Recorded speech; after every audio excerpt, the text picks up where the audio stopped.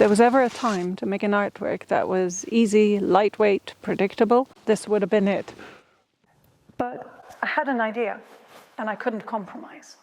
What gave you the idea for this artwork? I reflected on my years in Malta and what affected me most.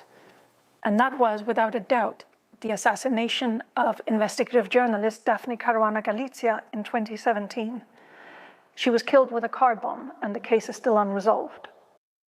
And I wanted to place this in the context of historic political violence on the island, like the 1977 unsolved murder of 15-year-old Karen Gregg, who was killed with a letter bomb.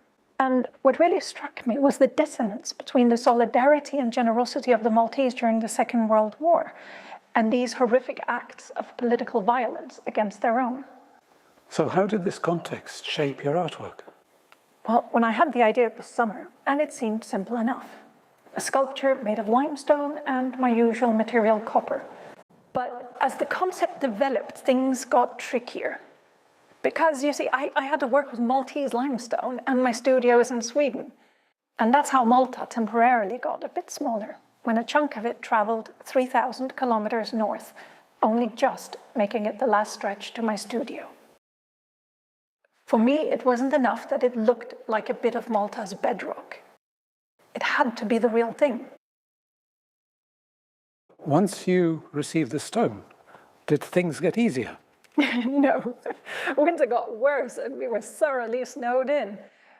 Working in the studio wasn't a problem. I live right next to it. But the copper structure needed welding, which is really difficult.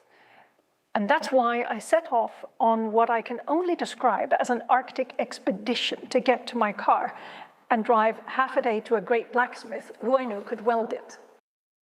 What is the copper structure that you made?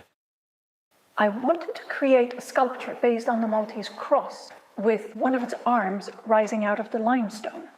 After countless hours of polishing, I was finally happy with the result, a mirror finish that interacts with the stone, reflecting its surface. I know that words feature often in your art. Tell me about the ones you used here. I usually etch words in copper, but for this sculpture I felt very strongly that the words had to be part of the very bedrock of the island. It's a section from the Maltese constitution that defines the rights of the individual, and they were expertly engraved by Maltese craftsmen before the stone left for Sweden. I wanted to honor the Maltese and the Malta I love, but unresolved political murders are a national trauma. The country is carrying a grim legacy. When I was approached to make this artwork for the National Art Collection, one of the key questions was, why do we collect? We collect to remember.